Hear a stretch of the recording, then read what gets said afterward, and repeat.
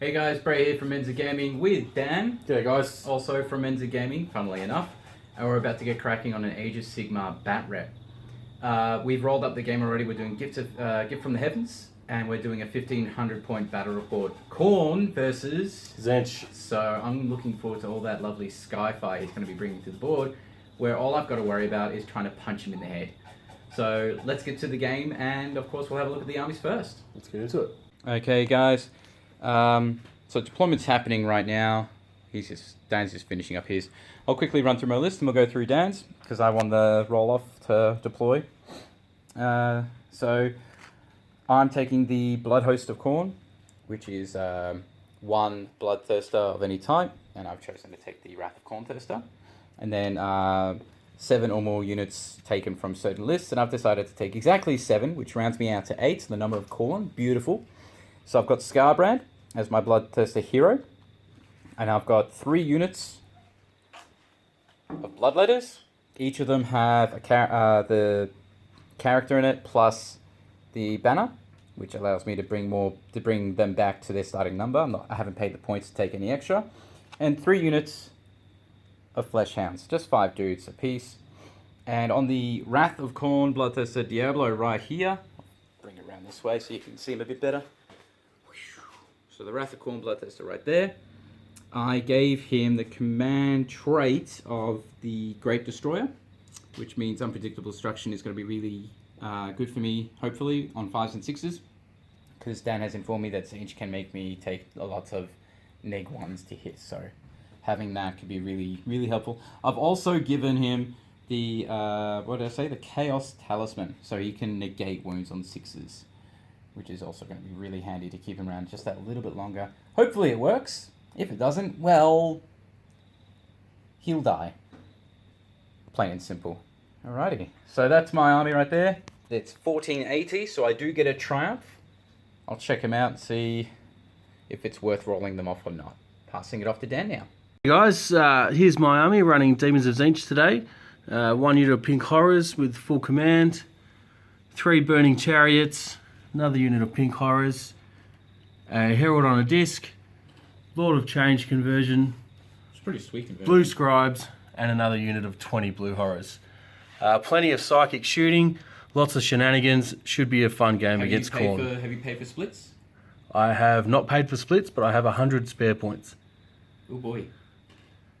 Alrighty, turn summary. I went first, or more, Braden elected for me to go first. Yep. Which really stuffed me. I moved forward a little bit. My 3 chariots moved up, took some pot shots at a Bloodthirster, and did jack shit. Well, that's I passed all my saves, man, so that's very, it's hard to pass all those saves. But I did it.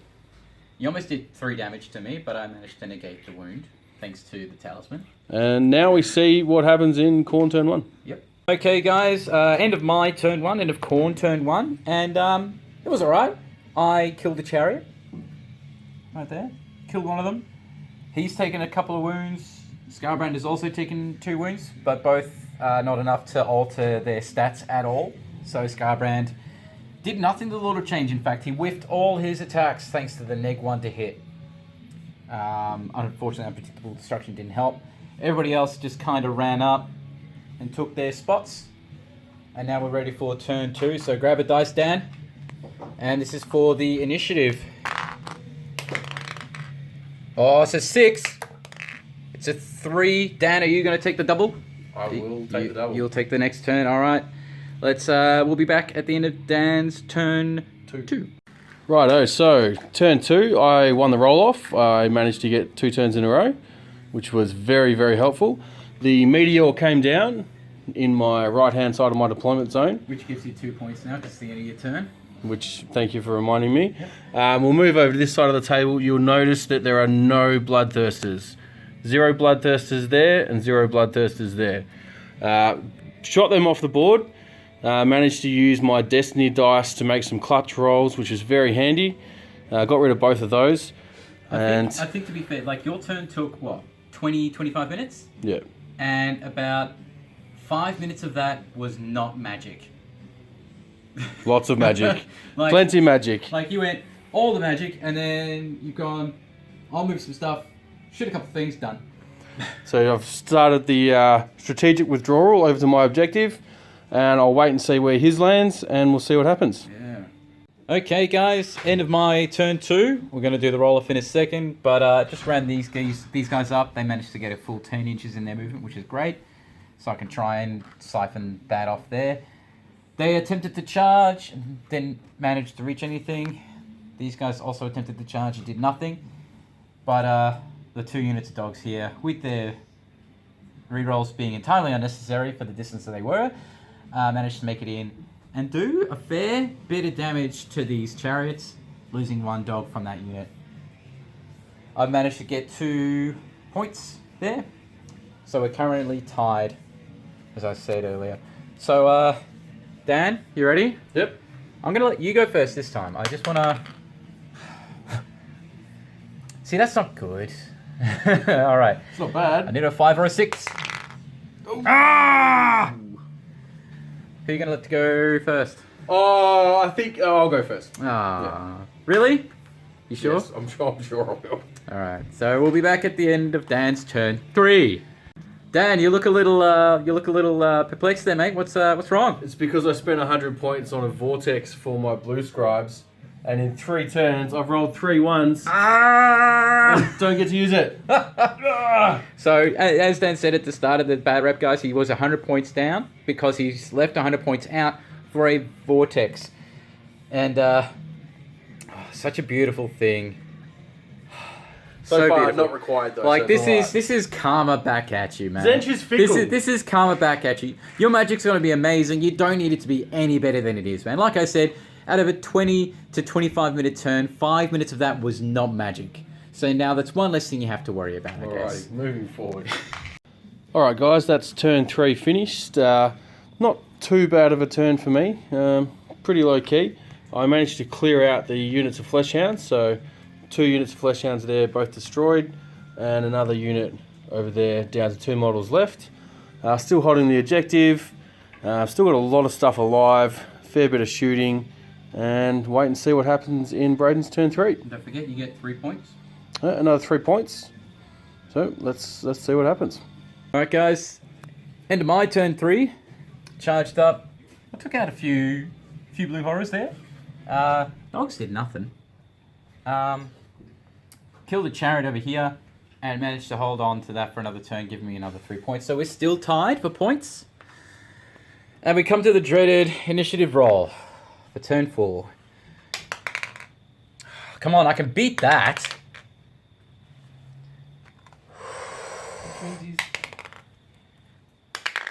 Yes!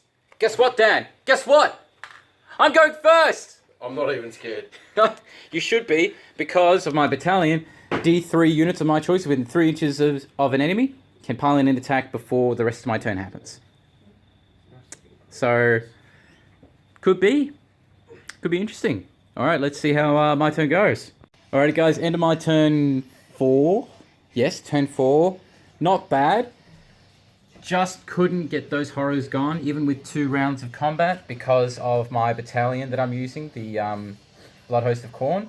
It allows me to pick up to D3 units to get their to pile in and attack again, and I used it for those 2. These guys came in and managed to shave off a wound to him. They lost 2 dudes as a result, but it kind of locked him up a little bit. Magic and shooting, not so much, but he can't run out and try and charge something again, which is going to be really handy for me, I think. Because I doubt in his next turn he'll be able to close off. I think there's 11 wounds there total, stopping him from getting that objective. So we'll see what's going on at the end of Dan's next turn. Alrighty, after my turn 5, I have managed to clear off the objective. I'm the only one holding that, and I've pretty much ignored the Braden's objective over there. I'm still in the middle of the table, so we're equal on objective points in moving into Braden's turn 5. Yep. And we can try roll off for it, but I would be silly to move off that and give you a major victory. I can't get there. no, you can't. So yeah, there was a suggestion that you could move something else over there to try and get a major victory out of this, because we would have had to do a roll-off then. But regardless of what's going to happen now, it's going to be a minor victory for you. So I'm happy to call it there at the end of that turn. No worries. GG. Well done. Good game, man. Thank you. Good game. We'll have a bit of a post chat and see what All right, guys. what happened. Cheers. All right, guys. So that was the end of our game. In fact, that's the longest Sigmar game I've gone for. I've normally it's been a resounding defeat for me at turn 2. So it's a pretty good game for me. So thank you very much for that. No, it was a great game. Thank you very much for that. There. How did you find it? I thought the mission was cool. I thought, to be honest, with the army list, you were up against it with an assault force against a shooting army, completely shooting army. But you did make me work for it. Yeah, I was going to say and I was getting nervous there to about turn 4. Yeah, my previous run-ins with we'll call it a gun line, if you will, guys, because that's basically what it is. He gets, like I said, most of his turn is magic, and then he gets some really cool shooting attacks. So I would say this is effectively a gun line. Yeah, every single unit in my army can shoot. Yeah, pretty much. So in the past, I run these demons a lot in a lot of things for 40k as well. In a 40k, when I run them against the gun line army, I'm going to lose. So the fact that I've been able to do so well with an assault army in Sigmar against a similar kind of army that normally would wipe the floor with them, which, well, they kind of did anyway, was really good. And like you said, it was right up until turn 4. It was in the balance. It was in the balance because on one of the objectives I had it contested from my turn 3. I got the double turn. You had to kill 6 horrors. I didn't. Yeah, exactly. I didn't kill enough horrors. There were only 2 horrors left by the time my turn was done, and that's even using the special battalion ability I had to be able to run in and get an extra attack in as well. I think you would have won the game if you had killed those 2 horrors. Yeah, exactly. I would have got, at the end of my turn, it would have been at the end of my turn 4, I would have got 8 points, and that would put me up there. Mind you, you would have been, 5 points behind me or something like that? No, you would, because we were tied pretty much, and then I would have been 8 points ahead. So even if you had wiped the floor with me and completely destroyed my army, I still would have won with a major victory. I still would have had more victory points. So it came down to the wire more than I realised. 2 horrors. Yeah. 2 blue horrors. 2 blue horrors is what threw the game for me. These little guys, everybody. So watch out for them. Even if they don't split, they're going to cause problems for you. Because they just stick around. Some might say because of my terrible rolling. Anyway, so yeah, that's our battle report, guys. Thanks for watching. Thanks, guys. We had a bit of fun. This might be the last time you see my Khorne. I know, we've only really had 2 Sigmar battle reports, technically 4, because of the tournament one. I've been really enjoying running Khorne Demons, but I'm really looking forward to getting some serious Seraphon action in the future. So keep an eye out for that, guys. And we've got more battle reports coming as well. So we'll be looking out for some Oryx. And if you want to have a crack, if you want to play any of us from Menza Gaming, you've got a Sigmar army, or even if you've got a 40k army, give us a buzz on our Facebook page, and we'll organise a battle report day where you come down and try and take on one of us. Just say, hey, I'm keen for a game, and we'll line someone up for you to play against. So once again, guys, thanks for watching. Don't forget to subscribe, and we'll see you later. See you guys. Thank you.